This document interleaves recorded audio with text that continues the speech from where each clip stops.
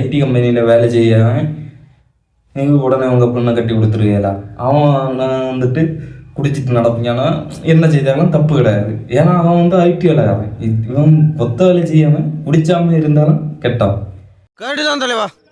என்னடா உங்கள் நியாயம்? ஆனால் இந்த உலகத்துலேயும் நம்ம இருக்கமே கடவுளே.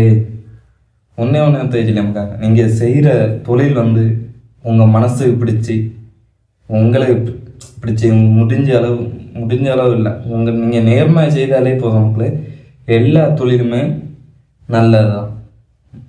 எந்த ஒரு தொழிலும் தப்பாக இந்த பொய் சொல்லி திருடி பேசுறது அதுதான் தப்பே தவிர நீங்கள் உழைக்கிறது தப்பே கிடையாது. என்ன வேலை செய்தாலும் சரி. அதனால் எந்த தொழிலையும் கேவலமாக பார்க்காதீங்க. வந்து ஒன்றுமே இல்லை, கெட்டவன்கிட்ட இருக்குது, பணம் இருக்குது. அப்போ அதுக்குன்னு சொல்லிட்டு இப்போ நம்ம உலகம் எப்படி பார்க்குதுன்னா, பணம் இருக்கிறவன் நல்லவன், பணம் இல்லாதவன் கெட்டான். எந்த ஒரு விஷயம் நடந்தாலும் பணம் இல்லாதவன் மேலே அப்படி தான் வந்து நம்ம உலகம் வந்து போயிட்டுருக்கு. தயவு செய்து அதை மட்டும் நினைக்காதீங்க.